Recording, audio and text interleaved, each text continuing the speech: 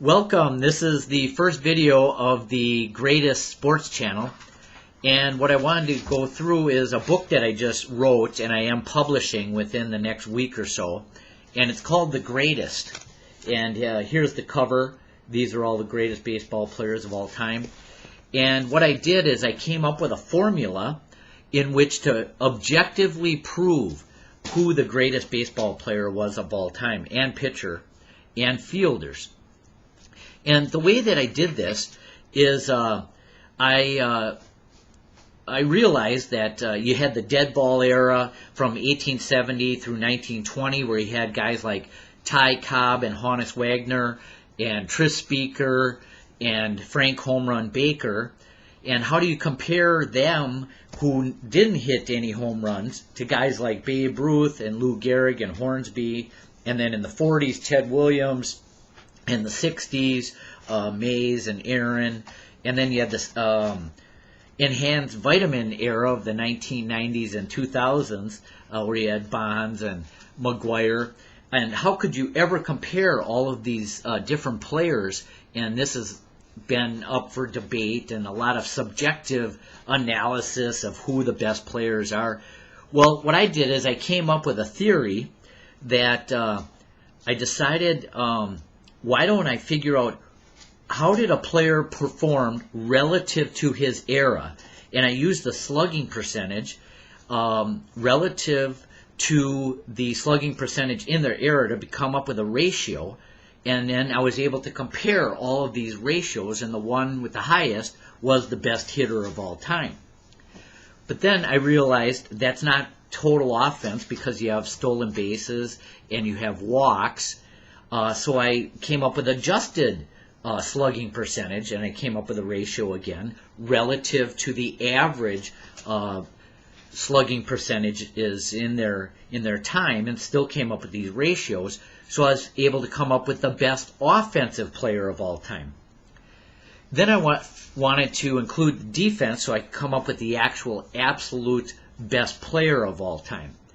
So what I did is I took their fielding percentage divided by the league fielding percentage at their time, at their position, and also their range, which is putouts plus assists, divided by 9 innings.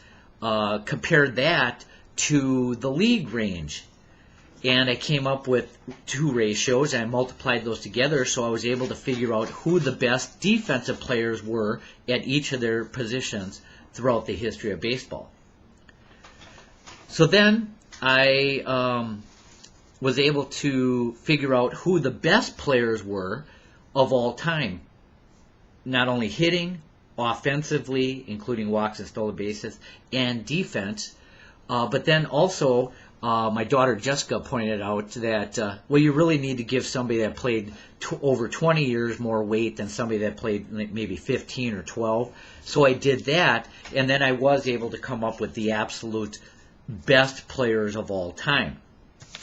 And the results of that were that the best team of all time by position is catcher Johnny Bench, first base Jimmy Fox, second base Hornsby, shortstop Honus Wagner, third base Mike Schmidt, outfield Babe Ruth, Barry Bonds and Ted Williams. The pitchers, which by the way I did with ERA, compared their ERA to the league averages, and again came up with this ratio, and the ones with the highest ratio are the best players of all time. Again, I did weight it for players that had longer careers versus shorter careers. Walter Johnson, Grover Alexander, Ed Walsh, Roger Clemens, and Mariano Rivera is the reliever. That's the number one best team of all time. Just real quick, the second team was Roy Campanella, Lou Gehrig, Nap LaJoie, Alex Rodriguez, Richie Allen at third. He only played 5 years there, but I gave him credit as being a third baseman. Even if you put him at first base, where he played most of his career, he only had a 15-year career. He'd still be the fifth best first baseman of all time, and he's not in the Hall of Fame. Willie Mays, Ty Cobb, Mickey Mantle, Greg Maddux, Cy Young, Whitey Ford, Pedro Martinez, and Hoyt Wilhelm was the reliever. That was the second team. Early on in the book, I just described what those formulas were so that you would understand the book as you read it. There's a lot of statistics in here. At this point, this is about 150 pages long. And when you're reading the book, you really need to understand what this is. These are performances relative to the era they played. And whoever had the greatest ratio relative to those eras are the greatest players. And that's why, for example, Babe Ruth I have as the greatest player of all time. And I have in here what they average for a 162-game season, doubles, triples, homers. He would average 46 home runs for his entire 22-year career based on as if they played 162 games. And I've adjusted for that so we could all look at absolute numbers and, not that somebody was hurt one year or whatever. Everything is adjusted for 162 full season played. Barry Bonds was second best player of all time. Ted Williams third. Willie Mays fourth. Ty Cobb fifth. Now here's a good example. Ty Cobb only had 6 home runs average for his entire career of 22 years. But he contributed enough and so much better than everybody in his era that he ended up as the 5th best player of all time. Jimmy Fox was next. Honus Wagner, another example. He also only averaged 6 home runs of all time. And it's only through this relative ratio method that you would ever be able to really come up with an objective analysis like this. Lou Gehrig, Mickey Mantle, Hornsby, these are all in order. Hank Aaron, Tris Speaker, another one. He only averaged 7 home runs for his entire career, 22-year career. Stan Musial next. Frank Robinson, Mike Schmidt, Nap LaJoie, Billy Hamilton was next. Initially, I only did this based on slugging percentage, but then I realized that's really not total offense. You had to add the walks and the stolen bases. And this came about, I was reading about this OPS number that everybody's been using, this slugging percentage plus on-base percentage, and that's what they've been trying to use as an analysis of who the best players are that are playing the game today. But that method is flawed because the hits are double counted in the slugging percentage. The hits are included there, and in the on-base percentage they're included there. So you're double counting, and you're skewing more towards the top a singles hitter than they should be. And in this book, a chronic singles hitter is not ranked very high. You really needed to hit for power and average and have stolen base ability and get walks and then also have defensive ability to be ranked high in this objective analysis. So a lot of chronic singles hitter. Pete Rose comes to mind, ranked very low in the in this book. And not only should he not be in the Hall of Fame for reasons they're citing, he just shouldn't be in the Hall of Fame probably at all, just because of there's so many better players that have done all these things I've mentioned. So just moving on to pitchers,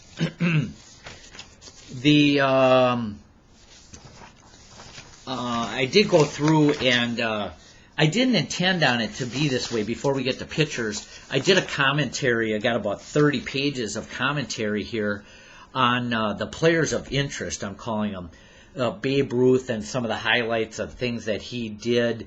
For example, his 1920 year was so unique on a relative basis if you compared it to what Bonds did in his 73 home run year, and if you converted this as if they played in the same year.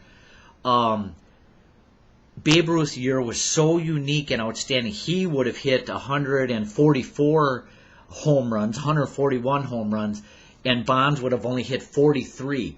That's how much greater of an accomplishment that Babe Ruth did in 1920 and also in 1921 and in 1927, and really throughout his whole career.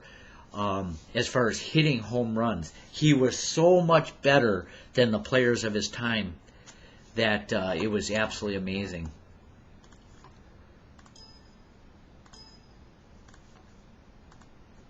So, again, something I didn't anticipate is after doing this, I've come to realize that there are many players in the Hall of Fame that don't belong there. And I really didn't anticipate this, but it is just so blatant and obvious that I had to point out. And in the back of the book, I mentioned 20 or 30 guys that should be in the Hall of Fame, and I think I mentioned about 5 or 10 that should be rescinded from the Hall of Fame. So that's somewhat controversial maybe to some, but it's all in here, objective. We'll keep going, and I'll hit on that topic more. I want to try to get to the pitchers here if I can. Again, this is all commentary on all of the players that should be in the Hall of Fame and many, many that should not be, that are ranked way, way lower, but because they were popular or they were on winning teams or for whatever reason, they were inducted. The absolute pitcher rankings, Walter Johnson was the best player of all time, pitcher of all time, and I put next to, in the book here, what their actual ERA was for their career. Walter Johnson, over 21 years, had a 2.17 ERA. And it's interesting, the ERAs back in the early times in baseball were very low. And so there were many pitchers that had these low ERAs and were able to pitch a lot of innings and a lot of games. So again, it's only through this absolute theory that you're able to come up with this. And the pitchers are Johnson, Grover Alexander, Ed Walsh, Clemens, Maddox, Cy Young, Whitey Ford, Pedro Martinez, Carl Hubble, Christy Mathewson, Smokey Joe Wood, who nobody's heard of, is not in the Hall of Fame, should be, Lefty Grove, Randy Johnson, Tom Seaver, Rube Waddle, Dizzy Dean, Warren Spahn, Three Finger Brown, Addie Joss, who's in the Hall of Fame, only played 9 years. Sandy Koufax played 12 years, but really all of it was done in 4 or 5, and he's in the Hall of Fame and very high. Nolan Ryan played 27 years and is next. Kevin Brown, who's not in the Hall of Fame, is next. Other guys not in the Hall of Fame, Andy Messersmith, Dean Chance, not in the Hall of Fame, Vida Blue, not in the Hall of Fame, and Mike Cuellar. And these are guys, Ron Guidry, Sam McDowell, Wilbur Wood, and these are guys that I have ranked higher than the ones that were inducted, so that's kind of interesting. I have a couple of pictures here. Here's a prime example of a guy not in the Hall of Fame, Shoeless Joe Jackson, who's one of the best players of all time. I got Richie Allen. Ryan Braun probably will never make the Hall of Fame. He is the 46th best hitter of all time, just based on slugging percentage only. He is and not taking into account longevity. Let's see. Other relief pitchers, you got Mariano Rivera, who, by the way, has the lowest ERA relative to his era in the history of all of baseball. And he's played 19 years so far. Hoyt Wilhelm, John Hiller was next. Rich Gossage, Dan Quisenberry, who's not in the Hall of Fame, played 12 years. Suter is in the Hall of Fame, also played 12 years. I have Quisenberry slightly ahead of Suter on an absolute basis. Raleigh Fingers in the Hall of Fame, played 17 years. Sparky Lyle, these are guys not in the Hall of Fame. Sparky Lyle, Don McMahon, Ron Peronowski, and Tug McGraw, I have them ranked higher than many players that are in there. Next I had best all-time single-season performances, and I mentioned this Babe Ruth 1920 year and his 1921 year are the two greatest single seasons of all time. He also has the best, next best, 1923 was the third best, and then you get Ted Williams, Barry Bonds' 73 home run year when he had a slugging percentage of .863 on this relative basis is the fifth best year of all time. Ty Cobb, interesting, was it's actually seventh best, a year that he hit .420 and had a slugging of .621 with only 8 home runs. So he did everything else but hit home runs in that year. Then I got 2 more years by Ruth, another Williams, another Ruth, 2 more by Williams. Just unbelievable, the dominance. Ruth and Bonds. Then there's a Tip O'Neill. This guy is not in the Hall of Fame. In 1887, this guy hit .435. And I don't have these numbers, but he has like the 15th best season of all time. Then another Babe year and a Dan Brothers. He's in the Hall of Fame. Many people may not know him. Norm Cash, interesting, is next. His 1961 year, he hit 41 homers and batted .361. I think probably got lost in the shuffle of the Maris Mantle trying to beat the all-time record of Babe Ruth 60 at that time. So Norm Cash, who again, he's another one not in the Hall of Fame. Interesting. Other great seasons of interest. Fred Dunlap, somebody, 1884, he hit .412. Dick Allen, Richie Allen, 1972, has about the 20th best single season of all time. He had 37 homers and he hit .308. And that was at a time when, as I mentioned, the batting averages and slugging were relatively low. There was a lot of pitcher dominance during that time. Mike Schmidt's 81 year was up here. Other ones of interest, McCovey from 69, Aaron 71, Ed Delhanty from 1902. So you're able to compare all of these seasons given that. Mickey Mantle's 1956 year. 56, the decade of the 50s was actually a decade where the statistics were relatively high after the decade of the war, where the 40s, where they were down. So all of this is very interesting. In 56, Mantle hit 52 homers and batted .353. So that was just unbelievable. Mark McGwire, this is probably about 30th. I don't have these numbered. I should have numbered them. But he had 70 home runs in 98 and he had a slugging of .753. I have that as about the 30th best year of all time. Carl Yaz's 1967 was next. He hit for the Triple Crown that year. He only batted, I don't know, if maybe that wasn't it was the Triple Crown year. He hit 326. I think that was the Triple Crown year. And next was Shoeless Joe Jackson, a year where he only hit 7 homers, but he hit .408. So next, Ralph Kiner, who, by the way, led the league in homers 7 years in a row, had the next year here listed. Other ones of interest, a little lower down the list. These are about 40 newer guys. Bagwell, Larry Walker, some other guys. Brett's 1980 year when he hit .390 at the plate. Those are the biggest. DiMaggio's 1941 year, he had 30 homers and he hit .357. That's about the 50th ranked single season. Stargell's 1971 year, he had 48 homers, hit .295. So that was interesting. Let's see, who else?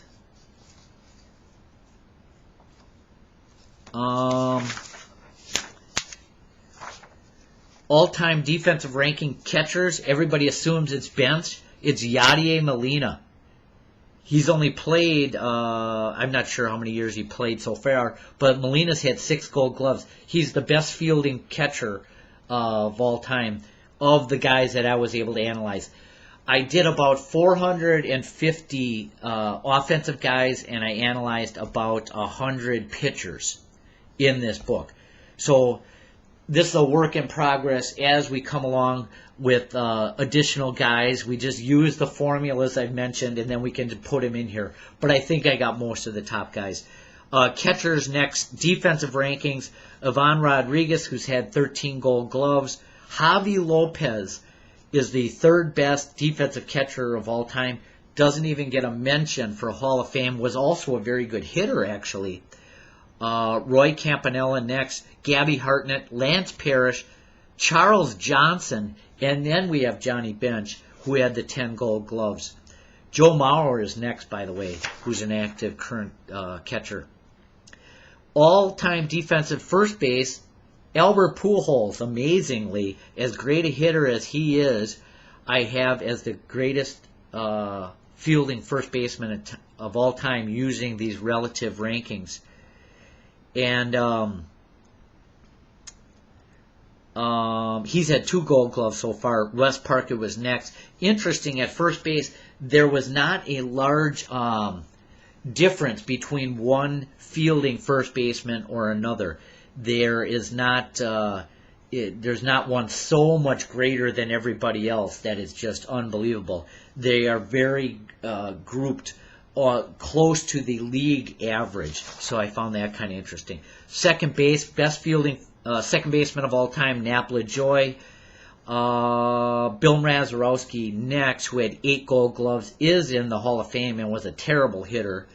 Bobby Grich, 4 Gold Gloves, was third, is not in the Hall of Fame.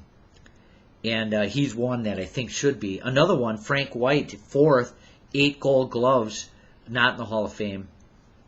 Guys that are below him, Red Shandis, Nellie Fox, who could not hit a lick, they're in the Hall of Fame. Ryne Sandberg in the Hall of Fame. Good hitter, had 9 Gold Gloves. These are all in order again. Robinson Cano and Chase Utley are on pace to stay high on this list. And then lower, just fielding again, Frankie Frisch, Jackie Robinson, Rod Carew at second base. They're about average. They're right around average. 1.0 is the average. They're right there. Carew, interesting, was inducted in the Hall of Fame as a second baseman, not as a first baseman. At second base, he ranks fairly high to get in the Hall of Fame. I mean, the guy hit 330 for his career, 328, I think. But as a first baseman, in this book, he does not rank among the tops, as great as Rod Carew was, because he was primarily a singles hitter. All defense at shortstop. Troy Tulowitzki, interesting enough, is the greatest fielding shortstop of all time in this absolute sense, and also in the actual fielding percentage. He is number one. If you look it up, he is has the best fielding percentage at any position, I believe, of all time, unless that was shortstops. I'm not sure. Next were Hugh Jennings. Cal Ripken was third, interesting. He's had 2 Gold Gloves. By the way, Tulowitzki had 2 Gold Gloves and is a great hitter. Tulowitzki is just a fantastic player. I can't say enough about him. After writing this book, he really came and jumped to the forefront. Guys that are up here, Tony Fernandez, he's not in the Hall of Fame. Belanger, not in the Hall of Fame, had 8 Gold Gloves. Gene Alley. Ozzie Smith is about 8, had 13 Gold Gloves. I've got him about 8 as the best fielding shortstops of all time. That's about it of interest there. Just many, many guys below them of fielders. Many of the shortstops could not hit. Some guys that couldn't hit or field, in my opinion. Lou Boudreau, Pee Wee Reese, and Phil Rizzuto. Those are 3 guys that absolutely should not be in the Hall of Fame. They couldn't hit or field. Below average in both categories in this book. Third base, I've got Darrell Evans as the best fielding third baseman of all time, and also was a very good good offensive player, especially when you considered his walks and his power, obviously. He only had a 248 lifetime batting average, but he got many, many walks, and Darrell Evans may be one of the top guys that should be in the Hall of Fame, especially at third base. There's not many great third basemen in the history of the game. Second best fielding third baseman Mike Schmidt had the 10 Gold Gloves. Schmidt has a tremendous, ranks very high in this book, was a fantastic hitter, led the league in homers, I think 7 or 8 times, just dominance. Ron Santo ranked very high, 5th best defensive third baseman of all time, had 5 Gold Gloves. Right above him, Scott Rowland in this book for defense had 8 Gold Gloves, not in the Hall of Fame. Really interesting. Other third basemen not even mentioned for the Hall of Fame consideration: Matt Williams, Craig Nettles, Ken Boyer, Ron Cey, Bobby Bonilla, Dick Allen, as I mentioned. Not that they were great fielders, but the total player, all of those were better than average fielders, except for Bonilla and Richie Allen at third base. In the outfield, the best fielding outfielder of all time is Richie Ashburn. That was really interesting to me, and this is far and away, he really runs away with it. Was not a great hitter, is in the Hall of Fame. Initially I was thinking, how did this guy ever get in? But he was a great defensive player. The next 3 are not in the Hall of Fame: Gary Maddox, Curt Flood, and Paul Blair. Mays is the 5th best defensive player of all time, outfielder. Tris Speaker. Next are Jim Edmonds and Andrew Jones, guys that are not in the Hall of Fame. Kirby Puckett is here. Interesting. Puckett only played 12 years, is in the Hall of Fame. Other guys, Lloyd Wainer. His fielding was okay. His hitting was atrocious. Another guy should not be in the Hall of Fame. Larry Doby's mentioned here. Joe DiMaggio was significantly above average as a defensive outfielder. Ken Griffey Jr. above average. Ty Cobb, for example, Ken Griffey Jr. is 10% better than the average outfielder. Ty Cobb was 8% better over his entire career. Mickey Mantle was 6% better. Andre Dawson is in the Hall of Fame, was 5% better. Rickey Henderson was 5% better on defense. Clemente, interestingly enough, was only 2% better than the average outfielder for his entire career. He had the tremendous arm, but had relatively low range. Interestingly enough, people would not believe it, but I mean, after how many years did he play? 18 years or whatever. I mean, after all of those games, these raw stats, I mean, the numbers don't lie. Let's see. The all-time best catchers of all time, we've mentioned this: Benj, Campanella, Joe Torre. Carlton Fisk is 6th. Berra is down here about 10. A lot of people argue it's either Bench or Berra. I have Yogi Berra at about 10. First base, I have Fox, Gehrig, Stan Musial, Mellott, Hank Greenberg, Willie McCovey. I have Stargell 7th. I have McGuire 8. These are best absolute players of all time if you include everything I've said: slugging, walks, stolen bases, defense, and longevity. Mark McGuire actually would be higher. He only had a 16-year career. Many of the other players above him had in excess of 20-year careers. Let's see. Best all-time absolute second base. Now this is taking everything into account. Longevity, everything. Hornsby's 1, Nap LaJoy. Joe Morgan's number 3. Sandberg's 5. Jackie Robinson I have down here as, let's see, 8, and I have Rod Carew at 9. And again, as I mentioned, if we put Carew at first base, he's way down the list. I'm not sure what it would be, but it's not even nowhere near what a lot of those guys accomplished. Outfielders, we've mentioned those. Let's see, what else of interest in here? Let's see, moving on. I mean, I guess you get the gist of the book. Jumping to the back, players that should be inducted into the Hall of Fame. I guess I'll just mention that real quick, if I can find it. It's one of the last things. Players that should be in the Hall of Fame: Barry Bonds, Shoeless Joe Jackson, Richie Allen, Mark McGwire, Ken Griffey Jr. Now, some of these will be inducted, I think, as soon as their time. You have to wait the 5 years. Jim Thome, some of them are active players. Albert Pujols, Alex Rodriguez, Larry Walker, Cesar Cedeno ranked very high in this book. Interesting. The guy could do it all. Darrell Evans, as I mentioned. Tim Raines, Reggie Smith, Jeff Bagwell, Dwight Evans. These are guys not in the Hall of Fame. Fred Lynn, interesting. Jim Rice did get in, had a longer career. Fred Lynn not in. Eric Davis, Bobby Bonds, Ken Williams, a guy a lot of people don't know, played in the 20s, got overshadowed a lot by the likes of Ruth and Gehrig and many other players. Was a fantastic player. Norm Cash, as I've mentioned. Jim Wynn should get consideration. Frank Howard, Lance Berkman, still playing. Jim Edmonds, Rafael Palmeiro, Jack Clark, David Ortiz. Again, this is based on how they played relative in their era. These are guys I have ranked higher than people that are in the Hall of Fame. Orlando Cepeda played again in those difficult times of the 60s.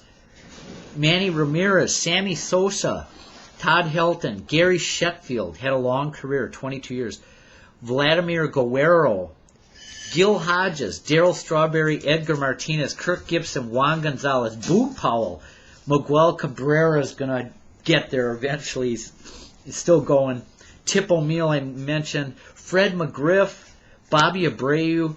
Keith Hernandez had like 12 gold gloves. Greg Luzinski possibly should get consideration. Pedro Guerrero, Carlos Delgado, Rick Monday. I think I was going to put Craig Nettles there.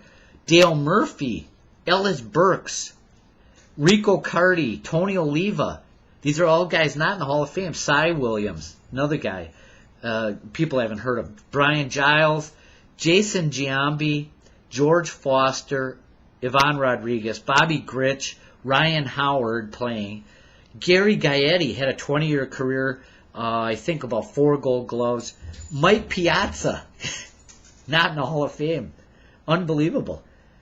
And Al Oliver. Pitchers that should be inducted: Clemens, Pedro Martinez, Smokey Joe Wood, Randy Johnson, Kevin Brown, Andy Messersmith. A lot of these guys I mentioned when we were on the other list. Dave McNally, Quisenberry, Brett Saberhagen.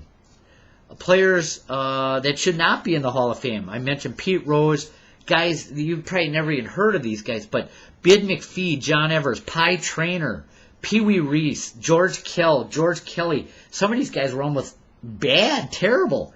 Billy Herman, Deacon White was just inducted last year, 2013. Of all the guys, this guy played around 1900, had a 20-year career, wasn't terrible, but nowhere near in the rankings in this book. Richard Farrell, Fred Lindstrom, Lloyd Wainer, I mentioned, David Bancroft, Rabbit Marinville, Red Shandis, Joe Sewell, John Ward, Ray Shulk, Phil Rizzuto, and Nellie Fox, all guys that should be out of the Hall of Fame. Other guys, Rube Marquardt. Now, these are pitchers that were just barely in this book better than the average player.